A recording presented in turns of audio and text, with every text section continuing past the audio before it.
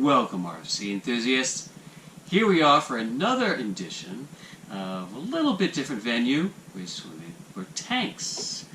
Basically, a while ago, I did how to do suspension on this Abrams 128th tank, and I'm very pleased. It worked out very well.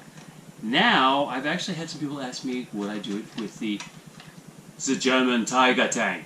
So we're going to actually do that today, and I'm going to show you a little bit more instructional on how to do it, and we will go from there. I've already taken off the belts, and how I did that was I unscrewed the 4 bolts that were just underneath, and I actually taped it closed to make it work a little easier. Now the next step is taking, as I said, the little saw that I made here, and literally starting to saw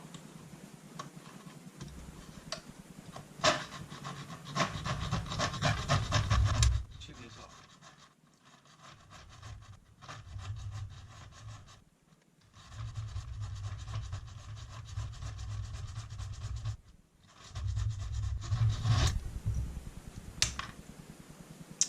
There you go. Now again, I won't bore you with cutting every single one of these off while you watch me. The next step, as I said before, works rather easily. Is you take a screwdriver, place it right into the groove, like that. And as I mentioned before, one of the things I've been using are, I take a block of wood, and you can see easily that this piece of paper is actually coming off, and I just cut different grades. This is about an 80 grade, this is about a 150, and I file these down.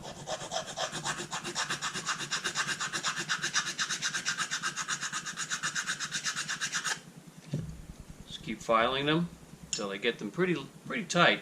Because if you can recall, the steel piece is going to go here, and it's actually going to add some distance and pull the wheels out. And one of the most important things that you want to have is to have all of them align with the drive line.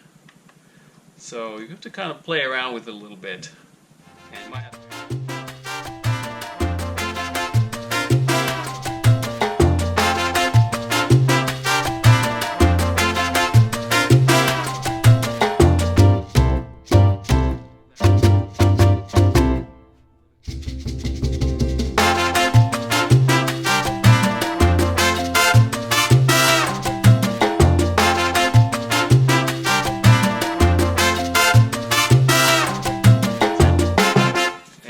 again, this is actually 1500 sandpaper.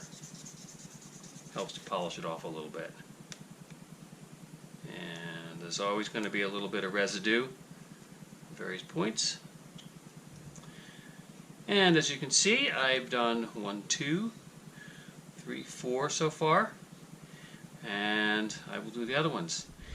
One other way that you can actually clean up these pieces is with a Dremel tool, of course.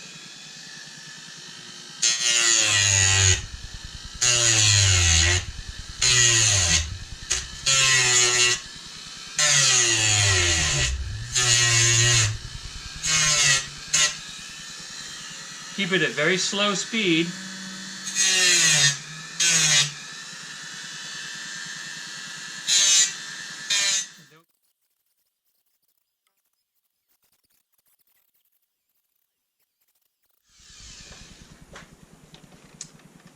Once you have it down pretty far, then you can go ahead and use the sanding blocks, which I mentioned to you before. Just take a piece of sandpaper and glue it onto a nice block of wood. I'm using 2 different sides. One is a little bit thicker.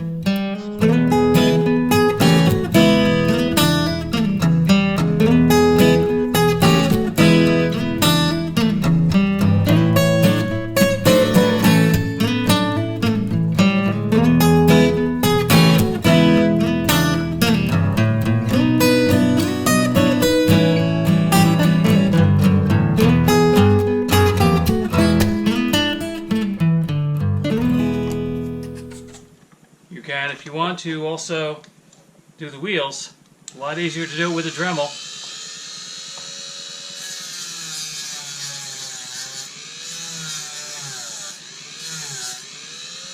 You get a lot of the heavy residue off.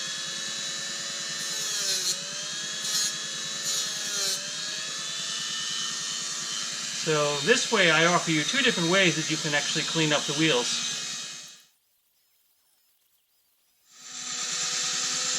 Depending how good you are with a Dremel, you can then go ahead and, what I like to do is again use the sanding block.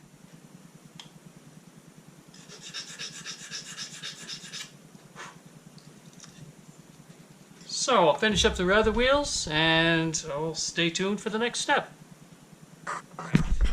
One of the things that I did do and started to do when I was filing these pieces is some of them are slightly thicker than the others when it comes jutting out with the axle.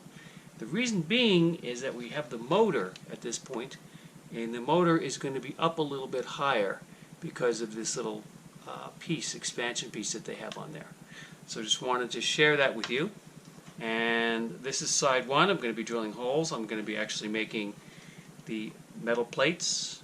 Different than the last time I did it. The last time I actually made these the plastic plates as a triangle. These I'm going to make straight across. And so it's going to be an actual fulcrum right in the center. So that's kind of another little experiment I'm doing. But you can see I've pretty much smoothed it off quite well. And I will, after I do the holes, I will polish them even more. So the reason that I didn't polish them now is that I could draw my lines a lot easier when you have a slightly rough surface.